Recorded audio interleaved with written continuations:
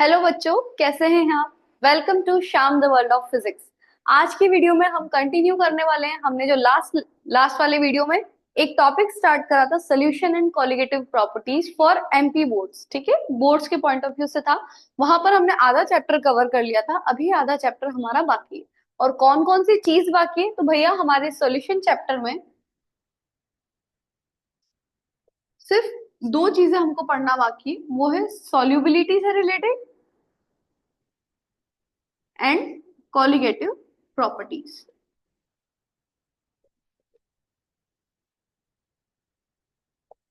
ठीक है, तो विदाउट एनी इंटरप्शन शुरू करते हैं आज की क्लास। कहाँ से? सोल्युबिलिटी से रिलेटेड थोड़ी बहुत चीजें हम समझेंगे, और देन जो इस चैप्टर का मेन पार्ट है, बहुत ज्यादा चीजें जो कवर करता है, दैट इज कॉलिगेटिव प्रॉपर्टीज, वो हम आज टारगेट करने वाले हैं। ठीक है, तो सोल्युबिलिटी से आप क्या समझते हैं, पहले ये चीज आइए क्लियर करते हैं। What is exactly solubility? Solubility क्या होता है? देखो, नाम से हमको समझ में आ रहा है कि कुछ चीज घुलने की बात हो रही है ना। तो हम ये जानते हैं कि हम जो हमारा सोल्यूशन लेकर चल रहे हैं, हम उसको बाइनरी कंसीडर करके चलते हैं। बाइनरी सोल्यूशन दो चीजों से मिलकर बना हुआ आता है। ठीक है, first one is solute and second one is solvent. This is for sure, ये हमको पता है। ठीक है, एक सॉल्यूट होता है, दूसरा क्या होता है? सॉल्वेंट होता है। ठीक है, अब हम जब सॉल्युबिलिटी की बात करते हैं, तो हम एक छोटा सा एग्जांपल लेकर चलते हैं। मानो आपने क्या करा है, एक 100 ml क्या लिया है, 100 ml वाटर लिया है, H2O लिया है। ठीक है, अब आपने क्या करा, इसमें ऐड करना स्टार्ट करा कोई भी सॉल्यूट, लेटस आपने शुगर ऐड करना स्टार्ट करा। आपने इसमें डाला 5 ग्राम ऑफ शुगर, है ना। 5 ग्राम ऑफ शुगर आपने डाला।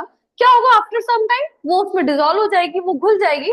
आपने क्या करा, थोड़ी देर बाद उसमें क्या करा, उसी सॉल्यूशन में आपने 5 ग्राम शुगर और ऐड कर दी, 5 ग्राम शुगर और बढ़ा दी। टोटल कितनी हो गई? 10 ग्राम हो गई। आप उसको खोलोगे, थोड़ी देर में वो भी डिजोल्व हो जाएगी। फिर आपने क्या करा, 5 ग्राम शुगर आपने और ऐड कर दी, है ना। 15 ग्राम हो गई टोटल। थोड़ी देर में वो घुल जाएगी, घुल जाएगी, घुल जाएगी। लेकिन इतना आपको भी पता है कि एक स्टेज ऐसी आती है कि आप फिर कितनी ही शुगर ऐड कर लो ऊपर से, जब एक उसकी लिमिट क्रॉस हो जाती है, उसके बाद जो एक्स्ट्रा अमाउंट ऑफ सॉल्यूट आप ऐड कर रहे हो, है ना। एक हर सॉल्यूशन की एक लिमिट होती है। उसके बाद जब आप एक्स्ट्रा शुगर उसमें डालोगे, तो वो शुगर घुलने की जगह यहाँ नीचे सेटल डाउन होना लग जाएगी।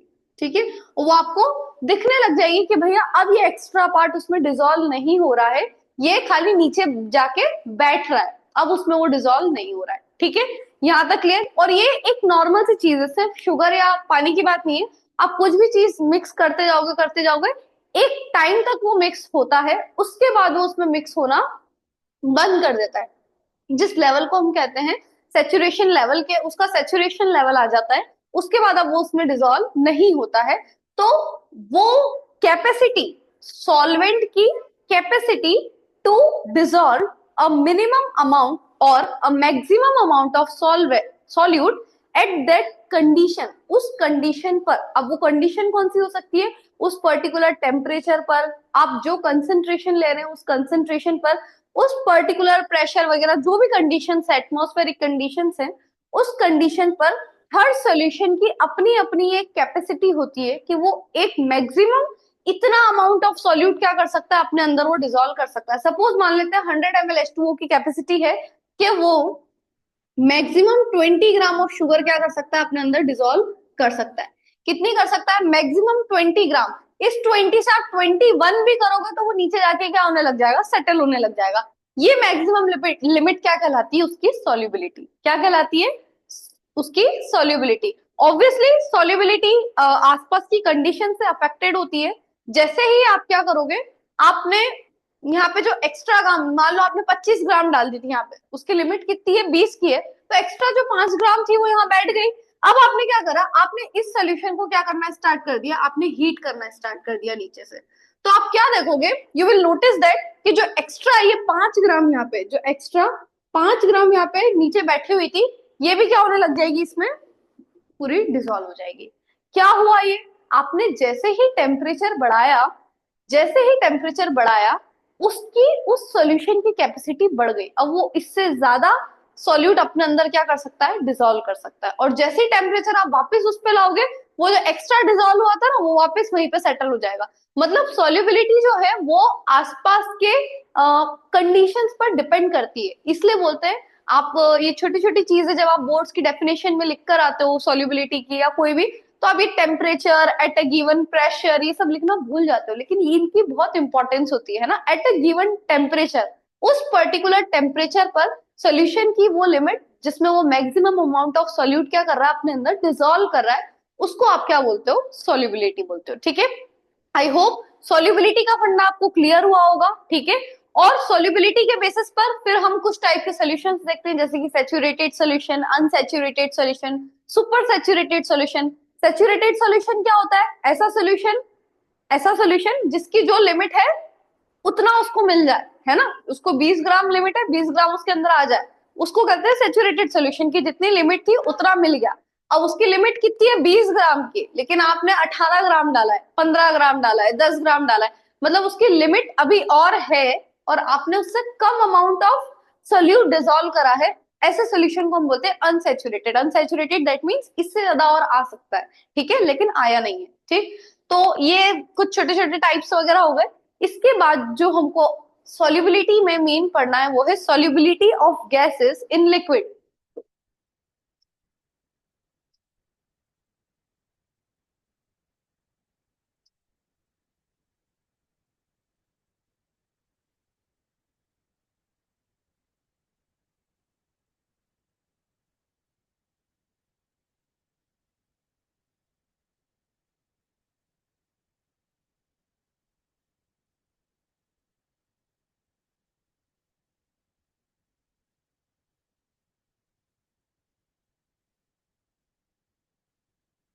Solubility of gases in liquid. अभी जो हमने सॉल्युबिलिटी चीज समझी वो क्या था, हमने सॉल्वेंट जो लिया था वो लिक्विड लिया था, और सॉल्यूट जो लिया था वो कैसा लिया था, सॉलिड लिया था। अब हम समझते हैं solubility of gases in liquid. मतलब अगर मैं कोई लिक्विड लूं और मैं बोलूं कि उसमें भैया किसी गैस की सॉल्युबिलिटी, नॉट सॉलिड, गैस की सॉल्युबिलिटी आपको देखनी है। अब आप बोलोगे भैया गैस की सॉल्युबिलिटी, तो हाँ, there is a dissolve gas in liquid. Liquid में भी आप गैस को डिजोल्व कर सकते हो, जैसे कि आपके वाटर में क्या, ऑक्सीजन डिजोल्व रहती है ना। आपने जितनी भी कोल्ड ड्रिंक्स वगैरह देखी होगी, सबसे बेस्ट एग्जांपल होता है, अगर आपको इसको इमेजिन करना हो, कोल्ड ड्रिंक की बॉटल जैसे ही आप खोलते हो तो कार्बन डाइऑक्साइड निकलती है, मतलब गैस डिजोल्व करी है ना आपने। तो गैस को नॉर्मली ऐसे ही डिजोल्व नहीं हो जाएगी, आपको हाई प्रेशर लगा के उसको डिजोल्व करना पड़ता है। ठीक है, तो अगर हम मान लेते हैं कि ये कोई लिक्विड है और इसमें कोई गैस एंट्रैप्ड है, और इसको क्या कर दिया हमने, बंद कर दिया। ठीक है, तो इसमें कितनी गैस सॉल्यूबल है, कितनी गैस इसमें डिजोल्व है, इस सॉल्युबिलिटी को समझने के लिए जो नियम दिया गया था वो किसने दिया था, हेनरी ने। और उसी नियम को हम क्या बोलते हैं, हेनरीज लॉ। क्या बोलते हैं, हेनरीज लॉ। हेनरी ने क्या बोला, मान लो आपने कंटेनर लिया है, यहाँ पे गैस है और यहाँ पे क्या है, लिक्विड है। ठीक है, ये क्या है आपका, लिक्विड है, ये क्या है, लिक्विड है। ठीक है, और इसमें कुछ अमाउंट ऑफ गैस क्या है, कुछ तो डिजोल्व है और कुछ इसके ऊपर भी होगी, है ना, ऑब्वियसली ऊपर वैक्यूम तो होगा नहीं, कुछ गैस ऊपर भी होगी, ये ऊपर गैस है। ठीक है, तो हेनरी ने ये नियम दिया था कि आप अगर कुछ ऐसा सिस्टम लेकर चलते हैं, तो हम इस ऊपर वाली गैस की नहीं बात कर रहे, हम इस लिक्विड में कितनी डिजोल्व है, कितना अमाउंट ऑफ गैस डिजोल्व है, उसका रिलेशन बताया था कि ये हम कैसे पता लगा सकते हैं। तो according to Henry's law, Henry ने क्या बोला कि amount of gas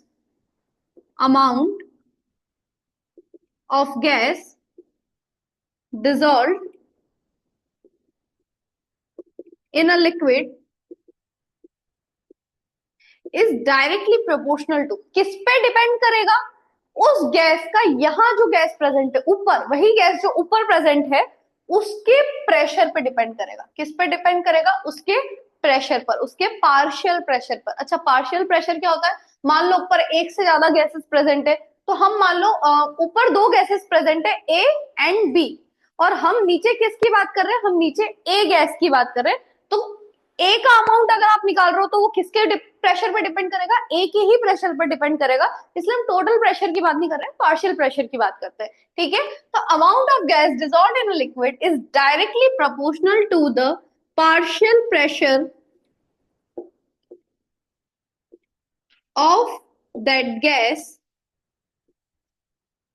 present on the surface of the liquid।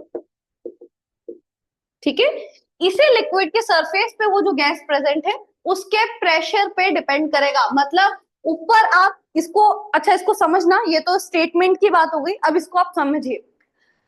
Suppose मैंने क्या करा, लिक्विड लिया, ठीक है, यहाँ पे गैस है, यहाँ पे गैस है, डिजोल्व है।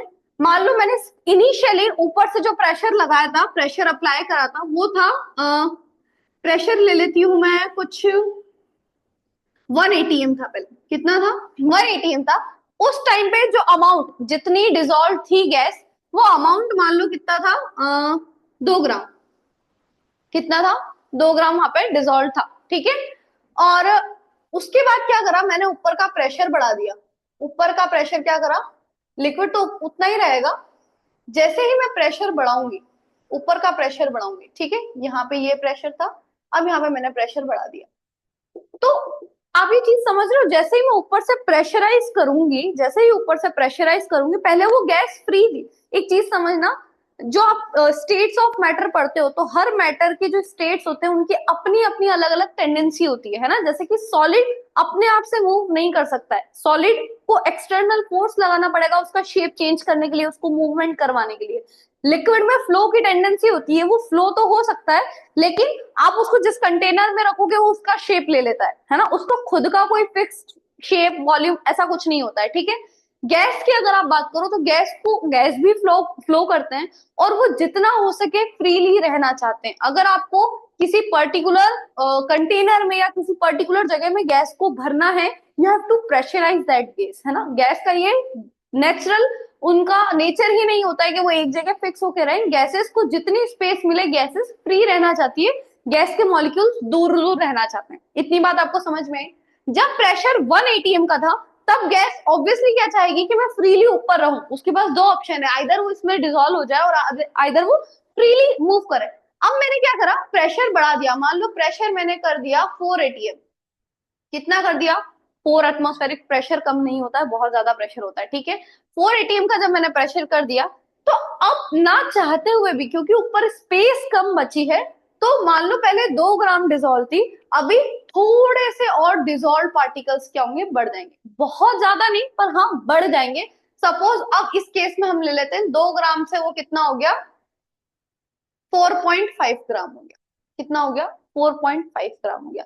तो जैसे जैसे मैं ऊपर से प्रेशर बढ़ाती जा रही हूँ, ऊपर का प्रेशर जैसे जैसे बढ़ेगा, अंदर जो डिजोल्यूशन की मात्रा है, उस गैस के अमाउंट की मात्रा है, वो क्या होती जाएगी, बढ़ती जाएगी। तो यही हेनरी ने नियम दिया था कि आप जितना पार्शियल प्रेशर बढ़ाते हो, उस पर्टिकुलर कंडीशन में गैस का जो डिजोल्यूशन होता है वो बढ़ जाता है। ठीक है, अब इसी को अगर मैथमेटिकली आपको लिखना है तो आप कैसे लिखोगे, तो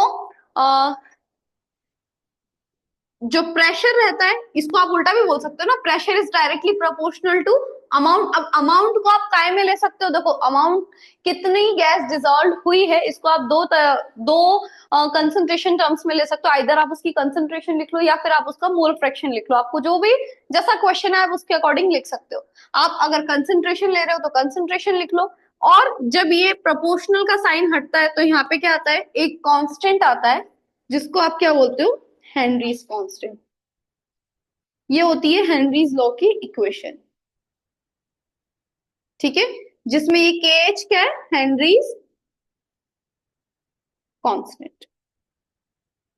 ठीक है, तो आई होप अब यहाँ पे आप कंसंट्रेशन की वैल्यू रख सकते हो। अगर आपको मोल फ्रैक्शन के टर्म्स में लिखना है तो आप ऐसा मोल फ्रैक्शन के टर्म्स में भी लिख सकते हो। ठीक है, तो ये पूरा था सॉल्युबिलिटी और हेनरीज लॉ के बारे में। आई होप आपको ये समझ में आया होगा। ठीक है, अब हम बहुत इंपॉर्टेंट टॉपिक है जो कि है कॉलिगेटिव प्रॉपर्टीज, उसकी तरफ जंप करते हैं। ठीक है,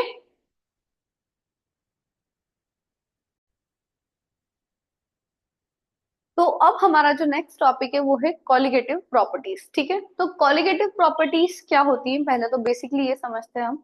कॉलिगेटिव प्रॉपर्टीज मतलब होता है ऐसी प्रॉपर्टीज, सॉल्यूशन की ऐसी प्रॉपर्टीज जो किस पर डिपेंड करती हो, number of particles of solute. किस पे, एक बार ध्यान से सुनिएगा, ऐसी properties which depends on number of particles of solute. ठीक है, अब इसको आप दो हिस्से में तोड़ के समझिए। कॉलिगेटिव प्रॉपर्टीज ऐसी प्रॉपर्टीज होती हैं जो कि डिपेंड करती है नंबर ऑफ पार्टिकल्स पे, डिपेंड करती है। अब किसके नंबर ऑफ पार्टिकल्स पे, अब भैया हमारा जो सोल्यूशन है हमको पता है उसमें दो ही चीजें होती हैं, एक होता है सॉल्यूट, एक होता है सॉल्वेंट। लेकिन किसके पार्टिकल्स पे डिपेंड करती है, सॉल्यूट के पार्टिकल्स पर। मतलब जैसे जैसे आप सॉल्यूट को बढ़ाएंगे या कम करेंगे, उन प्रॉपर्टीज में क्या आएगा, चेंजेस आएंगे। ऐसी प्रॉपर्टीज को हम क्या बोलते हैं, कॉलिगेटिव प्रॉपर्टीज। अब जैसे कि इसको हम समझे, जैसे कि कलर, एक किसी की प्रॉपर्टी है कलर, तो क्या कलर नंबर ऑफ पार्टिकल पर डिपेंड करेगा क्या, कि इतने पार्टिकल है तो ये कलर होगा, और पार्टिकल बढ़ गए तो कलर चेंज, ऐसा नहीं होता है ना। टेस्ट, टेस्ट की बात करें, आपने मान लीजिए कोई चीज बनाई है, अब आप थोड़ा टेस्ट कर रहे हैं, आपने छोटा कम अमाउंट लिया तो उसका टेस्ट कुछ और आ रहा है, आप ज्यादा अमाउंट लेंगे तो उसका टेस्ट बदल जाएगा क्या, नहीं। तो क्वालिटेटिव प्रॉपर्टीज में मतलब हम सोल्यूशन की ऐसी प्रॉपर्टीज के बारे में बात करते हैं कि जैसे जैसे आप सोल्यूट को कम ज्यादा करेंगे, है ना, तो उसकी प्रॉपर्टीज में क्या आते हैं, चेंजेस आते हैं। अब ऐसी कौन कौन सी प्रॉपर्टीज होती है जो कि चेंज होती है on changing the number of particles of solute. Solute को कम ज्यादा करने पर क्या क्या चेंज होता है, तो हम इसमें चार प्रॉपर्टीज पढ़ते हैं। देखिए मैं यहां लिख रही हूं, ठीक है। First one, relative lowering of vapour pressure, vapour pressure, ठीक है। Second, elevation in boiling point. Third, depression in freezing point. And the last one is osmotic pressure, osmotic pressure, ठीक है। अब देखा जाए तो इन नाम से बच्चे डर भी जाते हैं, कंफ्यूज भी हो जाते हैं, लेकिन अगर इसको और पॉजिटिवली देखा जाए तो इसी नाम में आप सब समझ जाएंगे कि प्रॉपर्टी क्या है और उसमें चेंज क्या आ रहा है, ठीक है। जैसे कि अगर आप पहला वाला देखें तो प्रॉपर्टी है वेपर प्रेशर, कॉलिगेटिव प्रॉपर्टी क्या है, वेपर प्रेशर के बारे में यहाँ बात हो रही है। दूसरे में बॉइलिंग पॉइंट के बारे में बात हो रही है, तीसरे में फ्रीजिंग पॉइंट के बारे में बात हो रही है, और लास्ट वन में ऑस्मोटिक प्रेशर की बात हो रही है, ठीक है। ये तो किसके बारे में बात हो रही है, अब उस प्रॉपर्टी में चेंज क्या आ रहा है, देखो फर्स्ट में क्या चेंज आ रहा है, रिलेटिव लोअरिंग, मतलब वेपर प्रेशर कम हो रहा है, ठीक है। एलिवेशन मतलब होता है बढ़ना, बॉइलिंग पॉइंट बढ़ जाता है। डिप्रेशन मतलब होता है कम होना, तो डिप्रेशन, फ्रीजिंग पॉइंट क्या होता है, कम हो जाता है, ठीक है। तो देखो नाम में आप कंफ्यूज भी नहीं हो सकते, अगर आपको नाम ही याद है तो आपको समझ में आ जाएगा कि कैसे वो प्रॉपर्टी डिपेंड करती है। अब कब कम तो हो रहा है वेपर प्रेशर, लेकिन कब कम हो रहा है, बॉइलिंग पॉइंट बढ़ तो रहा है लेकिन कब बढ़ रहा है, तो हम क्या कर रहे हैं, सल्यूट के नंबर ऑफ पार्टिकल्स जैसे जैसे बढ़ाते जाएंगे किसी सोल्यूशन में, तो ये सारे चेंजेस हमको देखने को मिलते हैं। क्या कर रहे हैं हम, सल्यूट के पार्टिकल्स, ये सारी प्रॉपर्टीज कब काम करती है, ऑन इंक्रीजिंग, इंक्रीजिंग बोल सकते हैं या फिर ऑन एडिंग, जब आप एक सल्यूट ऐड करते हैं या इंक्रीज करते हैं, on increasing the amount of a non volatile solute, ठीक है। अब ये एक नया वर्ड हमने सीखा, नॉन वॉलेटाइल सल्यूट, ये आपने पढ़ा भी होगा अगर अपने नोट्स पढ़े हैं तो बार बार, ठीक है। जैसे जैसे आप क्या करते हैं, सल्यूट की मात्रा बढ़ाते हैं या सल्यूट को ऐड करते जाते हैं, तो ये सारी चीजें आपको देखने को मिलेगी। अब आता है ये नॉन वॉलेटाइल क्या है ना, नॉर्मल सोल्यूट भी तो लिख सकती थी, नॉन वॉलेटाइल मैंने क्यों लिया? नॉन वॉलेटाइल मतलब क्या? देखो सोल्यूट दो टाइप के होते हैं, या कोई भी कंपाउंड आपके दो टाइप के होते हैं, वॉलेटाइल और नॉन वॉलेटाइल। वॉलेटाइल मतलब वो कि जो खुद के वेपर्स बना सकता हो, है ना, वेपराइज होने की टेंडेंसी रखता हो, उसको आप क्या बोलते हैं? वॉलेटाइल। और जो खुद के वेपर अपने आप नहीं बनाता हो, उसको आप क्या बोलते हैं? Non volatile. तो हम सोल्यूट कैसा कंसीडर करके चल रहे हैं? Non volatile. और एक और, अभी हम जितने भी सोल्यूट की बात कर रहे हैं वो कैसा है? नॉन इलेक्ट्रोलाइट भी है ना, ये दो कंडीशन याद रखिएगा, एक तो नॉन वॉलेटाइल और नॉन इलेक्ट्रोलाइट। अब नॉन इलेक्ट्रोलाइट से क्या मतलब है? नॉन इलेक्ट्रोलाइट से ये मतलब है कि मैंने भाई जैसा सल्यूट डाला, जो भी डाला, ए बी, मान लो मैंने कुछ ए बी डाला, है ना, एक सोल्यूशन में बना रही हूँ, एक सोल्यूशन बना रही हूँ, और जो मैं सल्यूट डाल रही हूँ वो कैसा है? ए बी उसका फॉर्मूला है। तो वो डिसॉल्व होने के बाद भी ए बी रहेगा ना, ए बी टूटेगा ए प्लस बी बना के, ना ही ए बी ऐसा डाइमर वगैरह भी कुछ नहीं बनाएगा, है ना। तो वो कुछ भी अंदर जाके एसोसिएशन या डिसोसिएशन नहीं दिखाएगा। इनिशियली हम क्या स्टडी कर रहे हैं? जो हमारा सल्यूट है वो कैसा है? नॉन इलेक्ट्रोलाइट है, अंदर जाके वो खुद ना टूटेगा, कुछ नहीं करेगा, जैसा आप डालोगे वैसा का वैसा जाके सिर्फ डिसॉल्व होगा, डिसोसिएट नहीं होगा। डिफरेंस होता है डिसॉल्व होने में, घुलने में, और डिसोसिएट होने में, टूटने में। ठीक है, आई होप आपको इनिशियल कंडीशन समझ में आई होगी। ठीक है, अब हम बढ़ते हैं हमारी पहली कॉलिगेटिव प्रॉपर्टी की तरफ, जो कि है रिलेटिव लोवरिंग इन वेपर प्रेशर। क्या है? रिलेटिव लोवरिंग इन वेपर प्रेशर। तो देखो रिलेटिव लोवरिंग इन वेपर प्रेशर कहती है, पहले तो आप इसके लिए वेपर प्रेशर ही समझ लीजिए, फिर हम समझेंगे वेपर प्रेशर कम कैसे होता है। अब हम ये फर्स्ट प्रॉपर्टी पढ़ रहे हैं, relative lowering of vapour pressure. ठीक है, तो इसके लिए हम पहले समझते हैं वेपर प्रेशर क्या होता है।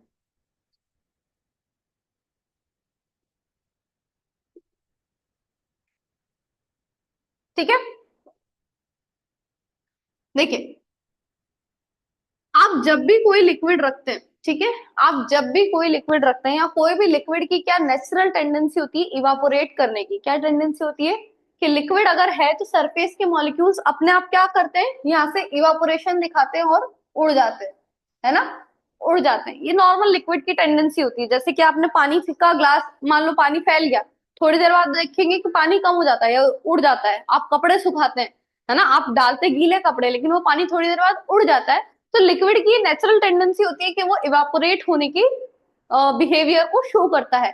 हर लिक्विड की अलग अलग एक्सटेंट पे होती है, लेकिन होती सब में ये टेंडेंसी। ठीक है, अब जब ये इवापोरेट होने की टेंडेंसी रखता है, अगर आपका कंटेनर जो है वो ओपन है तो वो भाप बन के उड़ जाएगा, ऊपर उड़ जाएगा। लेकिन अगर आप इसको बंद कर दें, क्या कर दें? बंद कर दें, तो क्या होगा?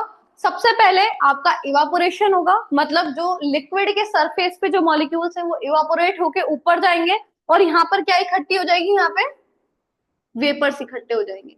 ठीक है, वेपर्स धीरे धीरे, और ये नेचुरल अपने आप हो रहा है, आपने कोई टेम्परेचर वगैरह नहीं दिया, ये चीज अपने आप होती है। ठीक है, लेकिन एक टाइम बाद जब ऊपर डेंसिटी बढ़ जाएगी, वेपर ज्यादा आ जाएंगे ऊपर, इन वेपर्स की टेंडेंसी क्या होगी? जब ऊपर वेपर की डेंसिटी बढ़ जाएगी, क्योंकि इवापोरेशन तो कंटिन्यू होता रहेगा ना, वो रुकेगा थोड़ी ना, अपने आप हो रहा है। पर जब ज्यादा यहाँ पे डेंसिटी बढ़ जाती है, तो वेपर आपस में वापस से ये कोलाइड होके या कंडेंस होके वापस से काय में आ जाते हैं? नीचे लिक्विड में गिर जाते हैं। ठीक है, वापस से वो क्या करेगा? नीचे कंडेंस हो जाएगा। तो यहाँ पे दो प्रोसेस चलती है। फर्स्ट वन, पहली क्या चलती है? इवापोरेशन। इवापोरेशन। और सेकेंड वन, कंडेंसेशन। क्या चल रही है? कंडेंसेशन। यहाँ पे दो प्रोसेसेस चलती है। ठीक है, तो आपने ये चीज सुनी होगी, कुछ टाइम बाद क्या होगा? इसी कंटेनर में कुछ टाइम बाद जब आप देखेंगे तो ये आपका लिक्विड है ना, तो रेट, जब आपका जितना इवापोरेशन, जितने मॉलिक्यूल्स ऊपर जा रहे हैं उतने ही मॉलिक्यूल्स अगर नीचे आ रहे हैं, मतलब क्या हुआ है? आपका रेट ऑफ इवापोरेशन बराबर हो गया है रेट ऑफ कंडेंसेशन के। जितने मॉलिक्यूल नीचे से ऊपर जा रहे हैं उतने ही मॉलिक्यूल ऊपर से नीचे आ जा रहे हैं। उस टाइम पर आप क्या बोलते हैं? कि there is an equilibrium established in this system. इस सिस्टम में क्या हो गया है? एक इक्विलिब्रियम स्थापित हो गया है, एक इक्विलिब्रियम स्टेट में वो सिस्टम आ गया है ना। उस इक्विलिब्रियम पर, उस इक्विलिब्रियम पर यहाँ पर जितने भी वेपर प्रेजेंट होंगे, है ना। यहाँ पर जितने भी वेपर प्रेजेंट होंगे उनका जो प्रेशर होगा उसको आप बोलते हैं वेपर प्रेशर। क्या बोलते हैं? Vapour pressure. तो वेपर प्रेशर ये नहीं है कि जनरली हर वेपर का प्रेशर आपका वेपर प्रेशर होता है, ऐसा नहीं होता। जब इक्विलिब्रियम आ जाता है इवापोरेशन कंडेंसेशन में, जब इक्विलिब्रियम आ जाता है तो इक्विलिब्रियम पर उस वेपर का जो भी पर्टिकुलर प्रेशर होता है वो क्या कहलाता है? Vapour pressure. आपको आई बात समझ में? वेपर प्रेशर यहां तक क्लियर। अब देखिए मान लेते हैं एक लिक्विड है, ठीक है। मैंने क्या ले रखा है? पहले सिर्फ प्योर सॉल्वेंट ले रखा है। क्या ले रखा है? सिर्फ ए ले रखा है, इसको ढक दिया, ठीक है। तो ये अपने आप होगा, यहाँ पे वेपर भी बनेंगे, कंडेंस भी होगा, और यहाँ पे जैसे ही इक्विलिब्रियम आ जाएगा, क्या आ जाएगा यहाँ पे? जैसे ही इक्विलिब्रियम आ जाएगा उस कंडीशन पर इस ए का जो भी वेपर प्रेशर होगा उसको मैं क्या बोलूंगी? P not A. क्या बोलूंगी? P not A. P not A मतलब vapour pressure of, vapour pressure of pure solvent. ये नॉट जो है वो क्या बताता है? प्योर एक ही चीज है, वहां पर हमने कुछ मिक्स नहीं करा अभी। तो ये है vapour pressure of pure solvent, ठीक है। अब हमारी प्रॉपर्टी क्या बोलती है कि जैसे ही मैं इसमें सोल्यूट ऐड करूंगी, अभी जब तक वो अकेला था पी नॉट ए, मान लो कुछ भी था, मान लो 0.6 एटीएम था। कितना था? 0.6 एटीएम था, कुछ ऐसा वेपर प्रेशर रहा होगा इस ए के वेपर्स का, ठीक है।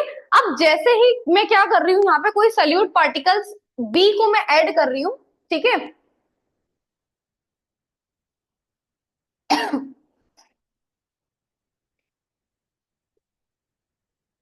तो ऑन एडिंग सोल्यूट, यहाँ पे अब क्या है? यहाँ पे ए भी है प्लस डी भी है, ठीक है। इसको मैंने ढक रखा है।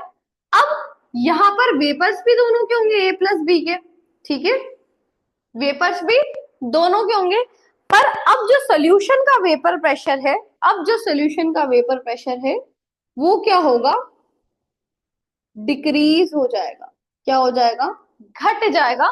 लेट से कितना हो गया वो? अब जो पी है आपका हो गया 0.4 एटीएम। कितना हो गया? 0.4 एटीएम।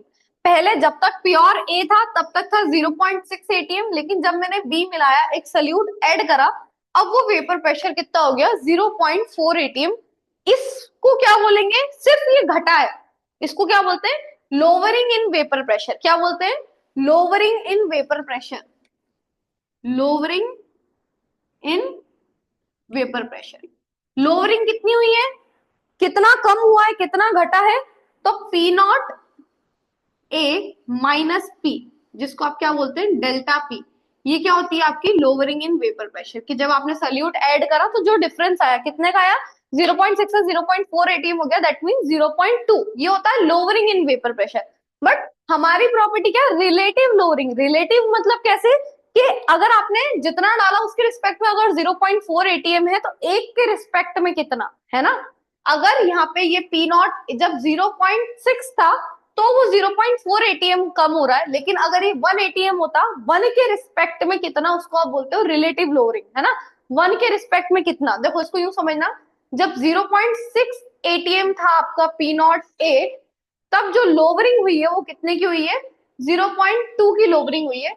अगर वो 1 एटीएम होता तो कितने की लोअरिंग होती, है ना। तो रिलेटिव लोअरिंग, इसको अगर मैं एक्स मान लू तो एक्स का फॉर्मूला क्या बनेगा? 0.2 इंटू 1 अपॉन 0.6। 0.2 क्या है? Delta P. 0.6 क्या है? P not a. तो ये कहलाता है आपका relative lowering in vapour pressure, है ना। क्या कहलाता है? Relative lowering in vapour pressure. Relative lowering in vapour pressure कहलाता है लोअरिंग अपॉन प्योर सॉल्वेंट का वेपर प्रेशर, है ना। और लोअरिंग का फॉर्मूला क्या है? P not A minus P upon P not a. ये होता है आपका relative lowering in vapour pressure, ठीक है। तो relative lowering in vapour pressure का क्या फॉर्मूला आया आपका? P not A minus P upon P not a. ये होता है आपका relative lowering in vapour pressure, ठीक है। आई बात समझ में कि जैसे ही आप सल्यूट ऐड करेंगे वेपर प्रेशर में क्या हो जाएगा? कमी आ जाएगी, कम हो जाएगा, उसी को क्या कहते हैं? Relative lowering in vapour pressure, ठीक है। अब क्वेश्चन ये आता है कि प्रूफ करो ये एक कॉलिगेटिव प्रॉपर्टी है। क्या करो? प्रूफ करो ये एक कॉलिगेटिव प्रॉपर्टी है। अब कॉलिगेटिव प्रॉपर्टी है, ये कैसे प्रूफ करेंगे? हो क्या रहा है ये हमको समझ में आ गया, लेकिन कॉलिगेटिव प्रॉपर्टी होने का हमको एक ही चीज पता है क्या, कि वो सोल्यूट के नंबर ऑफ पार्टिकल्स पे डिपेंड करे, है ना, किस पे डिपेंड करे। मतलब अब यहाँ पे ये सब पी ए ये सब दिख रहा है आपको, अगर इसके फॉर्मूले में कहीं बी के कोई टर्म्स आ जाए, नंबर ऑफ पार्टिकल्स आ जाए, तो हम ये प्रूव कर सकते हैं कि हाँ ये किस पे डिपेंड कर रहा है, सोल्यूट के नंबर ऑफ पार्टिकल्स पे डिपेंड कर रहा है। तो अब वो प्रूफ कैसे करेंगे, आइए अब हम वो प्रूफ करते हैं।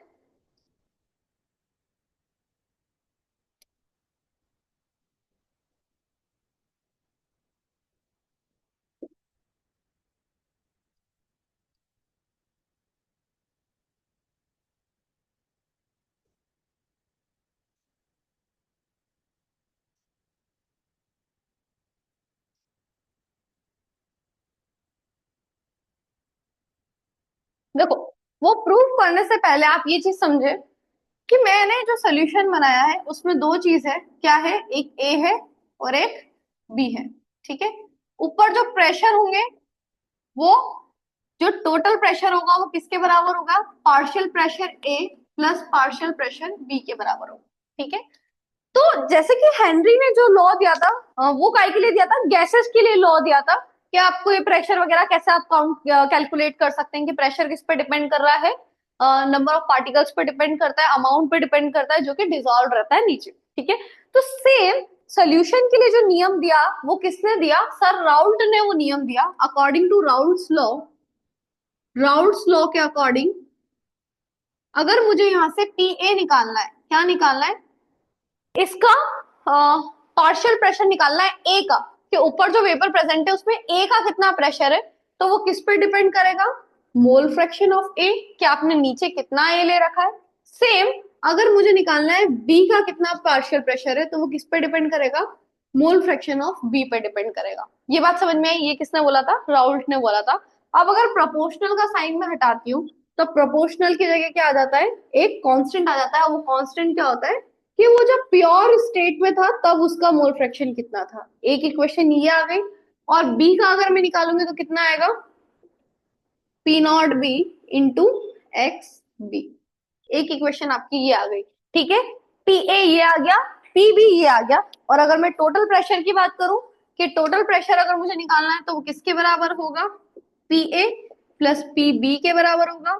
पी ए की वैल्यू क्या है, P not A into X A, plus P B की वैल्यू क्या है, P naught B into X B, ठीक है। ये हो गया टोटल वेपर प्रेशर, ठीक है। ये राउल्ट ने अपना नियम दिया था, ठीक है। अब अगर हम यहाँ के राउल्ट्स लॉ की एक इक्वेशन कोई सी भी लेकर चलते हैं, मान लो ये वाली इक्वेशन में लेकर चल रही हूँ, क्या लिया मैंने, P A is equals to P not A into X A. अब हमको पता है, मोल फ्रैक्शन में हमने एक फॉर्मूला देखा था लास्ट वीडियो में, कि x A plus x B बराबर कितना होता है, 1 होता है। तो यहाँ से मैं अगर एक्स ए की वैल्यू निकालूं तो कितनी आ जाएगी, 1 माइनस एक्स बी आ जाएगी। तो ये एक्स ए की वैल्यू मैं कहाँ रखूं, इस इक्वेशन में रख दो। तो ये क्या हो जाएगा, पी नॉट ए, एक्स ए की वैल्यू क्या आ गई, 1 माइनस एक्स बी आ गई। आप नीचे का पूरा नोट डाउन कर लीजिए, तो मैं नीचे का थोड़ा इरेज कर दूंगी, ठीक है। अब इसको अंदर मल्टीप्लाई कर दें, अगर इसको अंदर सॉल्व करें तो ये पी ए बराबर क्या हो जाएगा, P not A minus P not A into X B, ठीक है। अब यहां से मैं क्या करूं, इसको इधर ले जाऊं और इसको इधर ले जाऊं, तो क्या हो जाएगा, वो माइनस का है वो इधर आके क्या हो जाएगा, प्लस का हो जाएगा। और ये प्लस का था ये उधर जाके माइनस का हो गया, ठीक है। अब यहां से मैं एक्स बी की वैल्यू निकालूं तो वो क्या आ जाएगी, P not A minus P A upon P not.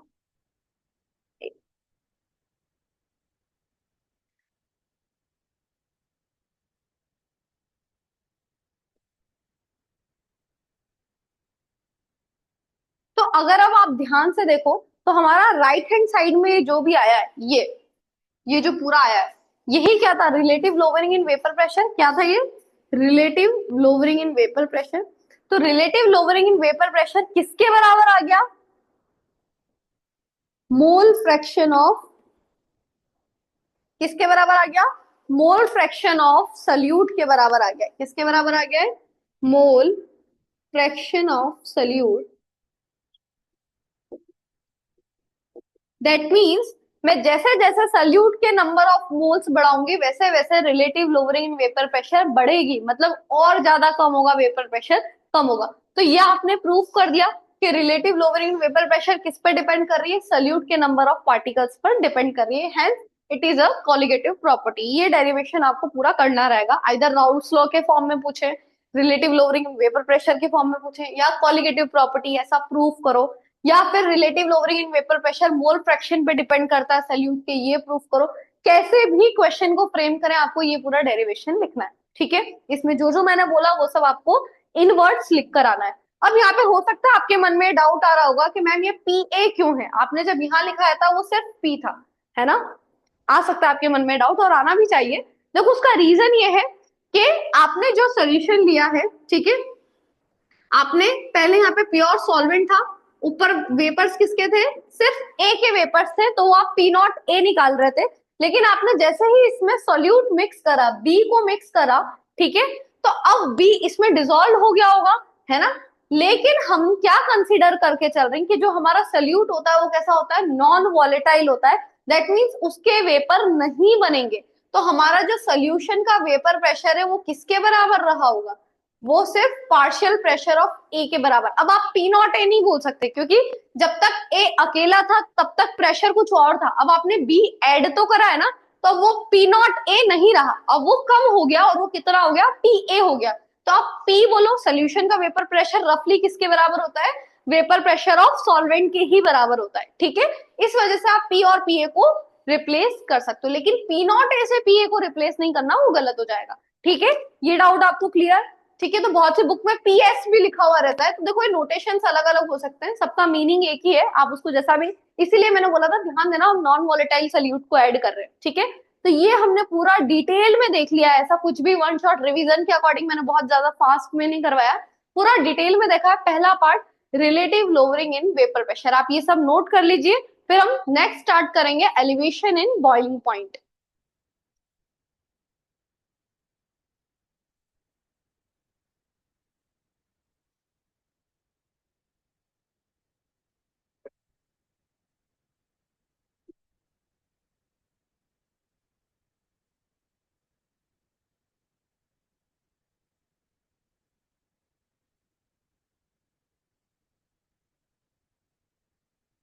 अच्छा, elevation in boiling point start करने से पहले एक इंपॉर्टेंट टॉपिक हमारा मिस हो गया, वो ये है कि हमने जो राउल्ट्स लॉ बोला, राउल्ट्स लॉ क्या होता है कि partial pressure A mole fraction of A पे डिपेंड करेगा, partial pressure of B mole fraction of B पे डिपेंड करेगा, और ये हमारे कुछ इक्वेशंस आते हैं,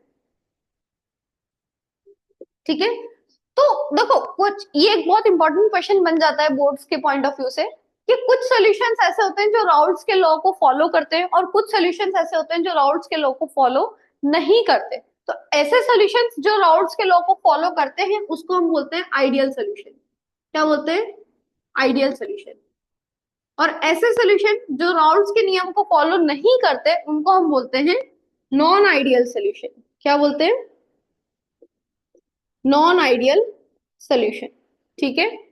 तो इनके बीच में डिफरेंस बहुत सी बार, या फिर पर्टिकुलर कोई छोटा मोटा एक दो तीन नंबर में भी आपको पूछा जा सकता है। आइडियल सॉल्यूशन वो होते हैं जो हर टेम्परेचर, हर कंसेंट्रेशन, हर कंडीशंस पर राउल्ट्स के लॉ को फॉलो करेंगे। मतलब यहाँ आप पी ए निकालोगे तो किसके बराबर आएगा, P not A into X A के बराबर आएगा। आप पी बी निकालोगे तो किसके बराबर आएगा, P naught B into X B के बराबर आएगा।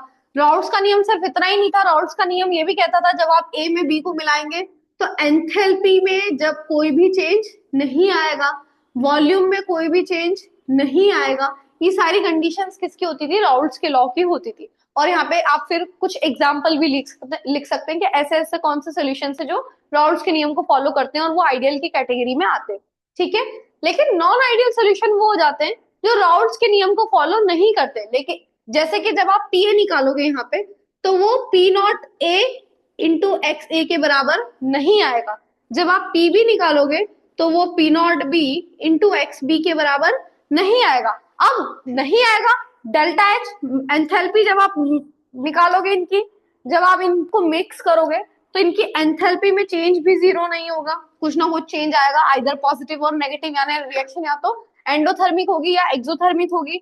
जब आप वॉल्यूम देखोगे तो वॉल्यूम भी जीरो नहीं होगी, मतलब मिक्स करने के बाद कम ज्यादा वॉल्यूम हो सकती है, जीरो नहीं आएगा वो चीज। तो ऐसे सॉल्यूशंस आपके नॉन आइडियल सॉल्यूशंस होते हैं। अब नॉन आइडियल में आपके फर्दर दो केसेस बन जाते हैं, ये इसके बराबर नहीं आएगा तो जाहिर सी बात है दो चीजें हो सकती है, या तो इससे ज्यादा आएगा या तो इससे कम आएगा, है ना। ये इसके बराबर नहीं आएगा, या तो ज्यादा आएगा या कम आएगा। तो अगर ज्यादा आ रहा है तो वो ऐसे सॉल्यूशंस होते हैं जो राउल्ट्स लॉ से पॉजिटिव डेविएशन दिखा रहे हैं, और अगर कम आता है तो वो ऐसे सॉल्यूशंस हो जाते हैं जो राउल्ट्स लॉ से नेगेटिव डेविएशन दिखा रहे हैं। ठीक है, तो ये इतना तो नहीं, पर हाँ ये भी आप थोड़ा बहुत पढ़ के जाना, पॉजिटिव डेविएशन और नेगेटिव डेविएशन का। उसमें आप यहाँ पे ग्रेटर देन का साइन लगा देना और नेगेटिव में लेस देन का साइन लगा देना। पॉजिटिव में ये भी पॉजिटिव होता है, ये भी पॉजिटिव होता है, नेगेटिव में ये भी नेगेटिव हो जाएगा और ये भी नेगेटिव हो जाएगा। ठीक है, तो इस तरह से हमने 4 से 5 क्वेश्चन प्रिपेयर कर लिए सिर्फ एक relative lowering in vapour pressure से। ठीक है, आप ये सब नोट डाउन करें। इसके बाद हम नेक्स्ट स्टार्ट करेंगे एलिवेशन इन बॉइलिंग पॉइंट। देखिए अब नेक्स्ट प्रॉपर्टी पे हम आते हैं जो कि है एलिवेशन इन बॉइलिंग पॉइंट। तो एलिवेशन इन बॉइलिंग पॉइंट समझने से पहले हम समझते हैं कि what is boiling point. Boiling point क्या होता है ना। तो देखिए जब आपने कोई एक प्योर सॉल्वेंट लिया था, सिर्फ एक सॉल्वेंट लिया था, ठीक है, तो आप उसका वेपर प्रेशर समझ गए, पी नॉट ए। अगर मैंने सिर्फ ए लिया है तो उसका कुछ ना कुछ क्या रहा होगा, वेपर प्रेशर रहा होगा। मान लेते हैं वो कितना था, हमने जो पुराने एग्जांपल में माना था 0.6 एटीएम था। कितना था, 0.6 एटीएम था। और एटमॉस्फेरिक प्रेशर क्या होता है, अर्थ का जो प्रेशर वो होता है 1 एटीएम। कितना होता है, 1 एटीएम। ठीक है, तो जब नॉर्मल रूम टेम्परेचर पर इसका वेपर प्रेशर कितना था, पी नॉट ए 0.6 एटीएम था। अब अगर मैं नीचे से क्या करूं, टेम्परेचर दूं, मतलब इसको हीट करूं, इस सॉल्यूशन को क्या करूं, हीट करूं। हीट करूंगी तो स्वाभाविक सी बात है यहाँ पे वेपर बढ़ेंगे, है ना, ऊपर वेपराइज बढ़ेगा, वेपराइजेशन बढ़ेगा। तो जैसे ही वेपर बढ़ेंगे दैट मीन्स ये पी नॉट ए अब इंक्रीज होगा, वेपर प्रेशर बढ़ेगा बढ़ेगा बढ़ेगा। और वो टाइम आने पर जब वेपर प्रेशर किसके बराबर हो जाए, एटमॉस्फेरिक प्रेशर के बराबर हो जाए, दैट इज 1 एटीएम हो जाए, ये 0.6 बढ़ता बढ़ता कितना हो जाए, 1 एटीएम हो जाए, उस टेम्परेचर पर कि आपने कितना टेम्परेचर दिया कि जो वेपर प्रेशर था वो किसके बराबर हो गया, एटमॉस्फेरिक प्रेशर के बराबर हो गया। वो टेम्परेचर आपका क्या कहलाता है उस लिक्विड के लिए, बॉइलिंग पॉइंट। क्या कहलाता है, बॉइलिंग पॉइंट। ठीक है, तो बॉइलिंग पॉइंट आपका वो टेम्परेचर होता है जिस टेम्परेचर पर आपका जो वेपर प्रेशर है वो एटमॉस्फेरिक प्रेशर के बराबर आ जाता है, वो आपका क्या होता है, बॉइलिंग पॉइंट होता है। आई होप आपको बॉइलिंग पॉइंट समझ में आया होगा। तो लेटेस्ट से आप मान लीजिए कि आपने जो टेम्परेचर दिया, जो बॉइलिंग टेम्परेचर था यहाँ पे टी नॉट, नॉट क्यों लगा रही हूं मैं, क्योंकि प्योर है, अभी तक कुछ भी नहीं है, और बॉइलिंग टेम्परेचर है, इसलिए मैं यहाँ पे क्या लगा देती हूँ, बी लगा देती हूँ। यहाँ पर जो भी सॉल्वेंट था मान लेते हैं उसका जो बॉइलिंग टेम्परेचर था वो था 100 डिग्री सेल्सियस। कितना था, 100 डिग्री सेल्सियस। ठीक है, अब जैसे ही मैं क्या करती हूँ, इसमें कोई नॉन वॉलेटाइल सल्यूट ऐड करती हूँ, तो ये सोल्यूशन है मेरा। ठीक है, अब मैंने यहाँ पे ए प्लस बी कुछ सल्यूट मैंने ऐड कर लिया है। अब सल्यूट ऐड करने से आप इसको स्टार्टिंग से लेकर पूरा रिवाइज करेगा। जैसे ही मैंने सल्यूट ऐड करा तो अब जो पी नॉट ए 0.6 था, अब वो पी ए कम हो गया होगा, मान लीजिए 0.4 एटीएम हो गया है वो। वेपर प्रेशर आपके वेपर्स ऊपर क्या हो गए, कम हो गए जैसे ही मैंने बी को ऐड करा। ठीक है, पहले 0.6 था अब 0.4 हो गया। अब मैं नीचे से फिर से टेम्परेचर दूंगी, उसको बॉईल करना चाहूंगी, बाहर का तो एटमॉस्फेरिक तो अभी भी 1 एटीएम है। ठीक है, तो पहले जब वो 0.6 था तब मुझे 100 डिग्री सेल्सियस लग रहा था 1 एटीएम के बराबर लाने में, अब वो 0.4 है। तो ऑब्वियसली अब जो मैं टेम्परेचर दूंगी जिसपे ये लिक्विड बॉईल हो जाएगा, 1 एटीएम के बराबर ये वेपर प्रेशर आ जाएगा, वो 100 से ज्यादा होगा। मान लेते हैं वो वेपर, वो बॉइलिंग टेम्परेचर कितना है, अब मैं टी नॉट नहीं लिखूंगी, अब मैं सिर्फ टी भी लिखूंगी। क्यों, क्योंकि यहाँ पे बी भी ऐड है। मान लेते हैं वो कितना हो गया, 120 डिग्री सेल्सियस। ठीक है, तो बॉइलिंग पॉइंट बढ़ गया आपका, 100 से कहां चला गया, 120। इसी को कहते हैं एलिवेशन इन बॉइलिंग पॉइंट। क्या कहते हैं, एलिवेशन इन बॉइलिंग पॉइंट। क्या आपका प्योर जब तक सॉल्वेंट था उसका जो भी बॉइलिंग पॉइंट था वो कम था, कब, जब आपने कोई सल्यूट ऐड कर दिया, अब इसका बॉइलिंग पॉइंट क्या होता है, बढ़ जाता है। और इसके डिफरेंस को क्या कहते हैं, डेल्टा टीबी। क्या बोलते हैं, TB minus T not be, जो बड़ा है उसमें से छोटा माइनस करेंगे, और इसी को क्या कहते हैं, एलिवेशन इन बॉइलिंग पॉइंट। क्या कहते हैं, एलिवेशन इन बॉइलिंग पॉइंट। ठीक है, ये सेकंड प्रॉपर्टी आपको समझ में आई, क्या बोलते हैं इसको, एलिवेशन इन बॉइलिंग पॉइंट। ठीक है, बॉइलिंग पॉइंट क्या होता है, कैसे बढ़ा, और उसका डिफरेंस क्या कहलाता है, यानी डिफरेंस कितना रहा होगा, 20 डिग्री से बढ़ गया।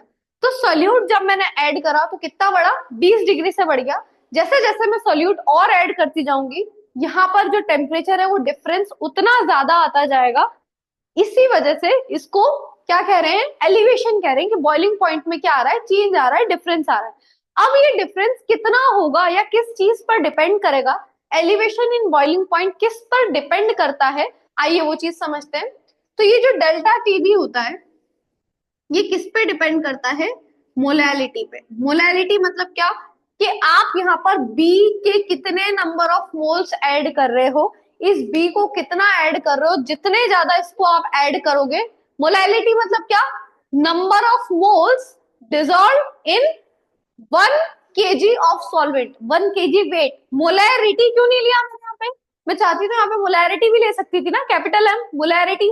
मोलैरिटी इसलिए नहीं लिया क्योंकि मैंने ये चीज आपको अच्छे से समझाई थी कि जब भी हम टेम्परेचर कम ज्यादा करते हैं तो उससे वॉल्यूम कम ज्यादा होता है और कंसंट्रेशन चेंज हो जाती है। इस वजह से जहां जहां भी हम टेम्परेचर की बातें करेंगे वहां पे हम मोलैरिटी को यूज नहीं करते। हमको एक ऐसी कंसंट्रेशन टर्म चाहिए जो कि टेम्परेचर से चेंज ना हो, इसलिए हम क्या यूज करते हैं, मोलैलिटी यूज करते हैं। तो ये डिफरेंस कितना आएगा, ये जो 20 डिग्री का है, 30 डिग्री का है, जितने का भी डिफरेंस आ रहा है, वो डिफरेंस किस पे डिपेंड करेगा, सॉल्यूट के नंबर ऑफ मोल्स पे डिपेंड करेगा, दैट इज मोलैलिटी पे डिपेंड करेगा।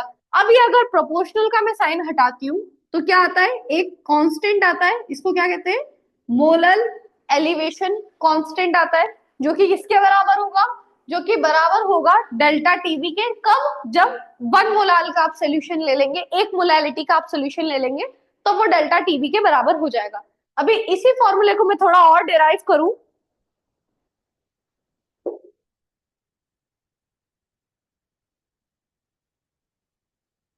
तो delta TB is equals to K B into M. M की क्या वैल्यू होती है, K B, number of moles मतलब weight upon molecular weight into weight of solvent. अगर वो वेट आप ग्राम्स में ले रहे हैं तो आपको मल्टीप्लाई कैसे करना पड़ेगा, 1000 से मल्टीप्लाई करना पड़ेगा। ये किसके बराबर आता है, डेल्टा टीबी के। तो अगर आपसे एलिवेशन इन बॉइलिंग पॉइंट का अगर डेरिवेशन पूछते हैं तो आपको यहाँ तक लिखना है पूरा, और एक एक चीज को बताना है, ये क्या है, ये क्या है, ये क्या है, ये क्या है, यहाँ तक पूरा आपको सॉल्व करके आना है। बट अगर आपको पूछते हैं कि मॉलिक्यूलर मास इस पे सोल्यूट का कैसे निकालें, how to calculate molecular mass of solute with the help of elevation in boiling point, तो जस्ट इसका एक स्टेप और बढ़ा देना, इस एमबी को यहाँ भेज देना और इसको यहाँ रिप्लेस कर देना, एम बी यहाँ आ जाएगा और फॉर्मूला क्या बनेगा, K B into W B into 1000 upon delta TB into weight of solvent in grams.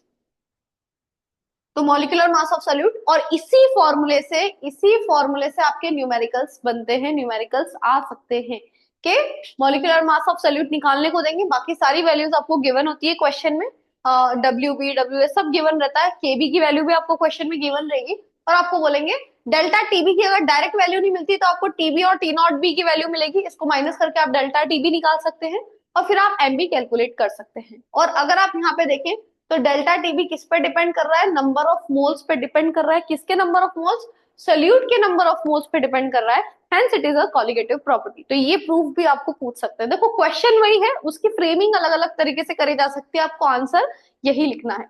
ठीक है, तो आपका जो second elevation in boiling point था जो कि डेल्टा टीवी था, वो किसके बराबर आया, के बी इंटू एम के बराबर आया। ठीक है, और डिफरेंस क्या है ये याद रखना, TB minus T not be. ठीक है, ये आपका सेकंड हो गया एलिवेशन इन बॉइलिंग पॉइंट। अब नेक्स्ट है third, depression in freezing point. आइए अब हमारी थर्ड प्रॉपर्टी देखते हैं हम, डिप्रेशन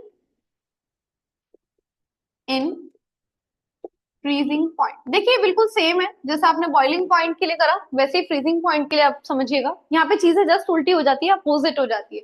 जैसे कि ये आपने प्योर ए लिया था, ठीक है, और आप पहले का ऐसे कंसीडर कर रहे थे, टेम्परेचर बढ़ा रहे थे सो दैट यहाँ पे वेपर प्रेशर बढ़े और वो किसके बराबर हो जाए, 1 atm के बराबर हो जाए। मतलब आप जब बॉईल करते हैं तब लिक्विड को काय में कन्वर्ट करते हैं, वेपर में कन्वर्ट करते हैं, और जब एटमॉस्फेरिक वेपर प्रेशर और अंदर का वेपर प्रेशर बराबर आ जाता है तब आप बोलते हैं वो चीज बॉईल हो गई है, ठीक है। लेकिन जब आप फ्रीज करते हैं तो उसका वेपर प्रेशर किसके बराबर लाते हैं, अगर वो चीज सॉलिड होती है ना, अगर वो चीज सॉलिड होती है उसका वेपर प्रेशर सॉलिड के वेपर प्रेशर के बराबर जब आ जाएगा तो इसको हम क्या बोलते हैं, फ्रीजिंग पॉइंट बोलते हैं, है ना। वो प्रेशर जब वो सॉलिड के वेपर प्रेशर के बराबर आ जाता है तब हम उसको, उस टेम्परेचर को हम क्या बोलते हैं, फ्रीजिंग पॉइंट बोलते हैं, कि वो लिक्विड क्या हो गया, फ्रीज हो गया, ठीक है। अब क्या, जो टेम्परेचर फ्रीज करने के लिए जब तक प्योर ए था उसको आप क्या बोलेंगे, उस टेम्परेचर को टी नॉट एफ बोलेंगे। T temperature, F freezing point, not क्यों, जब तक प्योर ए था। अब जैसे ही इसमें मैंने क्या करा, सल्यूट को ऐड करा, अब यहाँ पर क्या होगा, ए प्लस बी होगा, ठीक है, ए प्लस बी होगा।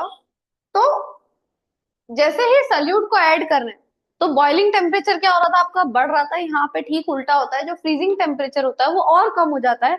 मतलब पहले मान लेते हैं वो टी नॉट एफ आपका 0 डिग्री पे कोई चीज क्या हो रही थी, फ्रीज हो रही थी। 0 डिग्री पे वो जो लिक्विड था वो क्या हो रहा था, फ्रीज हो रहा था। अब मैंने उस लिक्विड में कुछ बी और कुछ सोल्यूट ऐड कर दिया है, तो अब जो उसका फ्रीजिंग टेम्परेचर होगा टी एफ, वो और घट जाएगा। मान लीजिए 0 से और कम होके कितना हो गया, -2 डिग्री सेल्सियस हो गया। तो इसको क्या कहते हैं, depression in freezing point. Freezing point में क्या आ गया, चेंज आ गया। कितना चेंज आया, डेल्टा टी एफ का चेंज आया। तो डेल्टा टी एफ किसके बराबर होगा, बड़ा टेम्परेचर कौन सा है, T naught F. T naught F minus T F, ये क्या कहलाता है, डिप्रेशन इन फ्रीजिंग पॉइंट। क्या कहलाता है, T naught F is equals to T naught F minus T F is equals to delta T F. कितने का change आया, इतने का, 2 डिग्री का चेंज आया। इसको हम कहते हैं डिप्रेशन इन फ्रीजिंग पॉइंट। अब एक चीज यहाँ पे ध्यान रखना, जब हमने एलिवेशन इन बॉइलिंग पॉइंट पढ़ा था तो देखो ये मैंने फॉर्मूला लिख रखा है यहाँ पे, TB minus T not be था, और अब हम जब फ्रीजिंग पॉइंट की चीज पढ़ रहे हैं तो टी नॉट एफ पहले आ रहा है और टी एफ बाद में आ रहा है। तो जो टेम्परेचर बड़ा होता है उसको हमेशा बड़े में से छोटे को आप माइनस करते हैं, छोटे से बड़े को माइनस नहीं करेंगे, इसलिए ये दोनों इंटरचेंज होंगे, ये चीज ध्यान रखिएगा, ठीक है। और इसका डेरिवेशन भी सेम है कि कितना चेंज आएगा, ये डिपेंड करता है मोलैलिटी पे। अब यहाँ पे प्रोपोर्शनल का साइन हटता है तो कांस्टेंट आता है के एफ, इसको हम बोलेंगे, ठीक है। और delta T F is equal to, बाकी सारी चीजें सेम जैसे हमने वहां पर करा था वही सारी थ्योरी आपको यहाँ भी लिखनी है। के एफ और एम की वैल्यू क्या आएगी, W B upon M B into W A in grams into 1000। अब अगर सिर्फ डिप्रेशन इन फ्रीजिंग पॉइंट पूछेगा तो आप यहाँ तक लाके छोड़ देंगे, बट अगर मॉलिक्यूलर मास निकलवाने को बोलता है तो आपको इन दोनों को इंटरचेंज करना होगा, ठीक है। एम बी इधर चला जाएगा, K F into W B into 1000 upon क्या आ जाएगा, delta T F into weight of solvent, ठीक है। यहाँ से आप बोल सकते हैं कि डेल्टा टी एफ है वो किस पे डिपेंड कर रहा है, सोल्यूट के नंबर ऑफ मोल्स पे डिपेंड कर रहा है। दैट मींस वो एक कॉलिगेटिव प्रॉपर्टी है, और मॉलिक्यूलर मास उसका कैसे निकाल सकते हैं, ऐसे निकाल सकते हैं, ठीक है। इसको क्या बोलते हैं, मोलर डिप्रेशन कांस्टेंट, ठीक है। तो ये थी आपकी तीसरी colligative property, that is depression in freezing point, ठीक है। आप ये पूरा लिख लीजिए और उसके बाद हम हमारी चौथी प्रॉपर्टी को स्टार्ट करेंगे।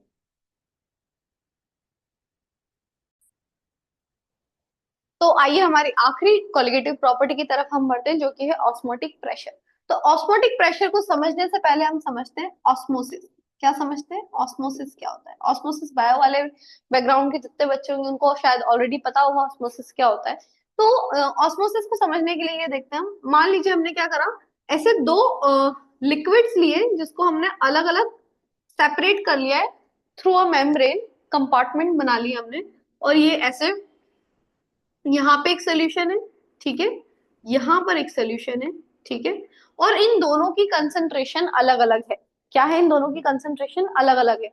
मान लीजिए इसकी कंसंट्रेशन C1 है, इसकी कंसंट्रेशन C2 है, और ये जो बीच में है इसको कहते हैं सेमी परमिएबल मेम्ब्रेन। ये एक स्पेशलाइज्ड मेम्ब्रेन होती है जिस मेम्ब्रेन के आसपास आर पार सिर्फ सॉल्वेंट मॉलिक्यूल्स जा सकते हैं, सोल्यूट मॉलिक्यूल्स नहीं जा सकते, इसको बोलते हैं हम सेमी परमिएबल मेम्ब्रेन। तो अगर एक ऐसा सिस्टम तैयार करते हैं जहां पर अगर कंसंट्रेशन में डिफरेंस है C1, अगर C1 C2 के बराबर नहीं है ना, तो कोई भी एक कंसंट्रेशन कम होगी और एक कंसंट्रेशन ज्यादा होगी।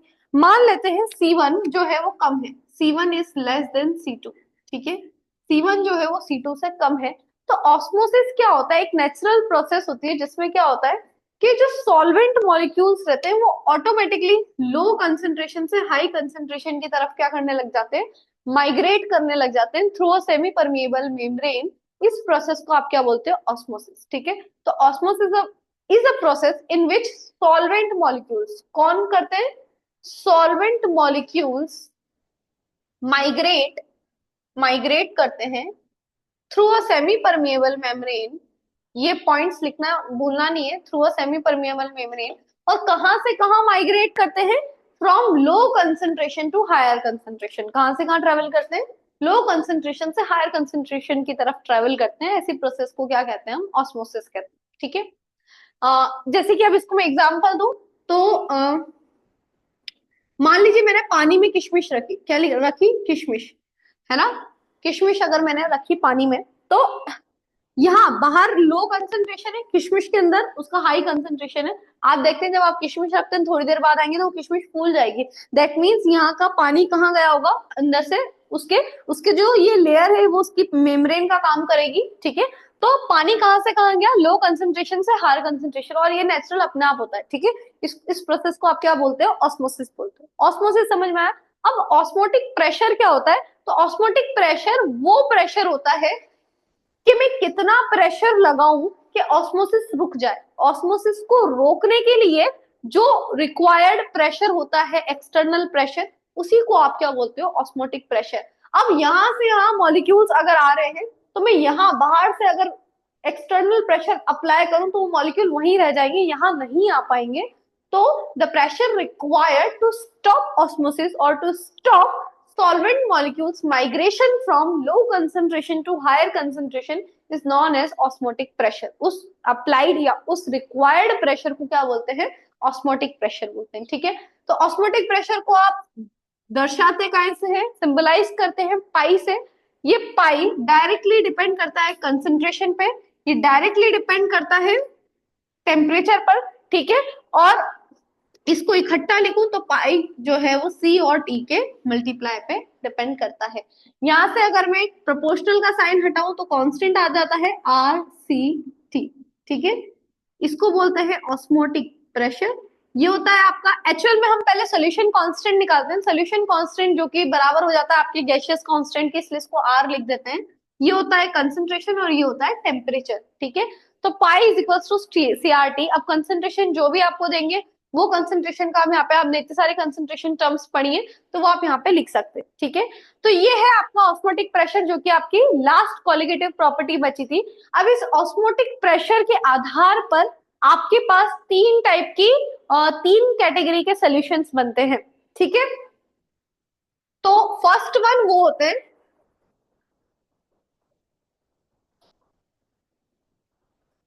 देखो पहले सॉल्यूशंस वो होते हैं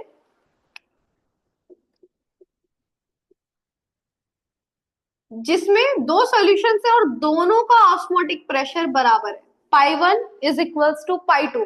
अगर ऐसे दो सॉल्यूशंस आ जाते हैं जिसमें दोनों में ऑस्मोटिक प्रेशर सेम है तो ऐसे सॉल्यूशंस को हम बोलते हैं आइसोटोनिक सॉल्यूशन। क्या बोलते हैं, आइसोटोनिक सॉल्यूशन, ठीक है। और दूसरा केस ये भी हो सकता है कि एक बराबर नहीं है, ठीक है, और एक कोई सा कम है दूसरे से। ऐसा कोई केस आता है जहां पे एक का ऑस्मोटिक प्रेशर कम है और एक का ऑस्मोटिक प्रेशर क्या है, ज्यादा है। तो जिसका ऑस्मोटिक प्रेशर ज्यादा है वो सॉल्यूशन कहलाता है हाइपरटोनिक सॉल्यूशन, हाइपरटोनिक। और जिसका कम है वो क्या कहलाता है, हाइपोटोनिक सॉल्यूशन। ये छोटी छोटी टर्म से पूछा जा सकता है बाय चांस, ठीक है। तो ये सब आपको पता होना चाहिए, ठीक है। तो कॉलिगेटिव प्रॉपर्टी का मामला यहाँ पर हम फिनिश करते हैं। यहाँ पे एक और फॉर्मूला लिख लेना, delta TF is equals to KF into M, और यहाँ पे क्या आ जाएगा, pi is equals to CRT।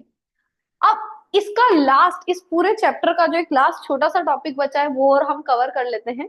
वो ये है कि हमने जब कंडीशन ली थी कि जो हमारा सल्यूट होना चाहिए वो नॉन वॉलेटाइल होना चाहिए, वहां तक तो ठीक है। मैंने एक और कंडीशन लिखवाई थी, वो नॉन इलेक्ट्रोलाइट होना चाहिए, मतलब वो ना ही सोल्यूशन में, सॉल्वेंट में जाके ना ही वो टूटे और ना ही जुड़े, एसोसिएट भी ना हो और डिसोसिएट भी ना हो, ऐसे सोल्यूट को हम कंसिडर करके चल रहे थे। बट व्हाट इफ कि वो सोल्यूशन अगर एक इलेक्ट्रोलाइट की तरह बिहेव कर रहा है, that means it can associate और डिसोसिएट, तो उस केस में जो हमारी चीजें हैं, जो हमारे रिजल्ट्स हैं, वो अलग आते हैं। जो हम एक्सपेक्ट कर रहे थे उससे वो जो आपका रिजल्ट आप निकालोगे कैलकुलेशन करके, वो थोड़ा सा डिफरेंट आ जाएगा।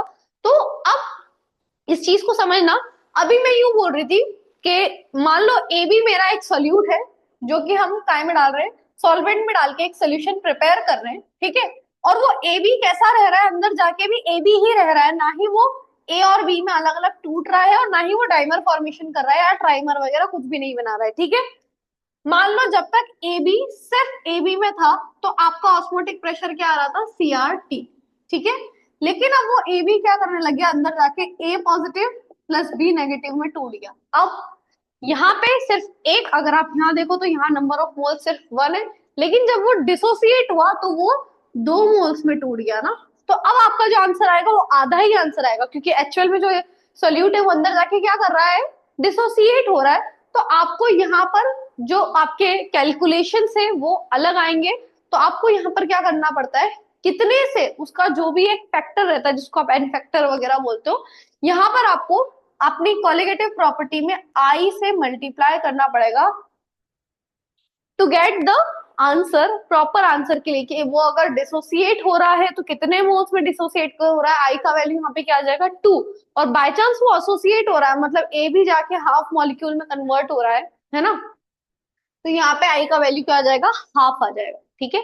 तो आपके जितने भी फॉर्मूलेस थे, delta TB is equal to K B M था, तो उसमें इनटू आपको क्या कर देना, आई को आप मल्टीप्लाई कर देना हर फॉर्मूले में। बस ये होते हैं एबनॉर्मलिटीज, है ना, जो आपने निकाला उससे एबनॉर्मल अगर आपके आंसर आ रहे हैं, एबनॉर्मल मासेस आ रहे हैं, तब आपको इस फैक्टर का वहां पे क्या करना पड़ता है, मल्टीप्लाई करना पड़ता है। और इस फैक्टर को आप क्या बोलते हो, वॉन्ट ऑफ फैक्टर, क्या बोलते हो, वॉन्ट ऑफ फैक्टर, ठीक है। सारे फॉर्मूले में 10 इस आई का मल्टीप्लाई कर देना, आपको सारे अबनॉर्मलिटीज वाले फॉर्मूलेज भी वहां से डराइव हो जाएंगे, और कुछ भी नहीं करना उसमें। अब अगर आपको ये आई कैलकुलेट करना है कि वांट ऑफ फैक्टर हम निकाले कैसे, तो आई किसके बराबर होता है, आई होता है observed colligative property upon calculated colligative property के बराबर। मतलब हमने कितनी कैलकुलेट करी थी, नॉर्मल फॉर्मूला रख के pi is equals to CRT रख के, लेकिन हमको मिल कितनी रही है, जब हमने एक्सपेरिमेंट करा तो हमको मिल कितनी रही है, उनका अगर आप रेशो ले लोगे, उनको आप डिवाइड कर दोगे, तो आपको आई का वैल्यू मिल जाएगा, वॉट ऑफ फैक्टर का वैल्यू मिल जाएगा। अब ये क्वेश्चन आपको किसी भी कॉलिगेटिव प्रॉपर्टी के रिस्पेक्ट में आ सकता है कि observed elevation in boiling point ये है और कैलकुलेटेड ये है, अब बताइए वहां से आई का वैल्यू क्या आएगा। या कैलकुलेट आपको ना दें, कैलकुलेट आपसे करवा लें और ऑब्जर्व्ड आपको दे दें, अब आपको बोले आई का वैल्यू निकालिए, या आई का वैल्यू दे दे, कैलकुलेटेड दे दें, बोले ऑब्जर्व निकालो, तो ऐसा कुछ भी आपको दे सकते हैं, ठीक है। चारों प्रॉपर्टी आपको करवा दिए, चारों प्रॉपर्टीज में से किसी से भी रिलेटेड ये चीजें आपको घुमा फिरा के पूछी जा सकती है। सो फ्रेंड्स, यहाँ पे हमारा सोल्यूशन इन कॉलिगेटिव प्रॉपर्टी पूरा खत्म होता है। बोर्ड्स के पॉइंट ऑफ व्यू से रिलेटेड जितने भी इंपॉर्टेंट टॉपिक्स थे मैंने सब टच करे, इवन हमने पूरा ही चैप्टर करा है, उसमें से कुछ भी नहीं छोड़ा है। तो जो जो टॉपिक्स पे मैंने ज्यादा ध्यान दिया है उसको आप अच्छे से कवर करना, प्रैक्टिस करना, और जो जो क्वेश्चन मैंने सिर्फ बेसिक डेफिनेशन या इंट्रोडक्शन दिया है उसको एक बार आप पढ़ के जरूर जाना, है ना, छोड़ना कुछ नहीं, ठीक है। तो आपके अच्छे चांसेस बन जाते हैं कि आप हर एक टॉपिक को कवर कर सकते हैं और अच्छे मार्क्स यहाँ से ला सकते हैं, है ना। और जैसा मैंने बोला था कि अगर न्यूमेरिकल फंसता है तो हमने ये जितने भी फॉर्मूलेस करे हैं इन सबसे रिलेटेड एक एक दो दो न्यूमेरिकल आप अपने एनसीईआरटी वगैरह से या प्रबोध वगैरह कोई भी नवबोध की आपके पास बुक हो, एमपी बोर्ड की कोई सी भी बुक हो, तो आप वहां से प्रैक्टिस करके चले जाना। इजी ही क्वेश्चंस आते हैं, डायरेक्ट ऐसे क्वेश्चन आते हैं, फॉर्मूला बेस्ड है, फॉर्मूला आपको याद होगा ही सही, उसमें वैल्यू पुट करे और आंसर ले ले, ठीक है। तो न्यूमेरिकल नहीं छोड़ना है, ठीक है। तो अच्छा सिंपल टॉपिक है, कोई बहुत ज्यादा कॉम्प्लिकेटेड नहीं है, अच्छा मार्क्स यहाँ से आप कवर कर सकते हैं। थैंक यू सो मच, जुड़े रहिए, keep watching and keep learning.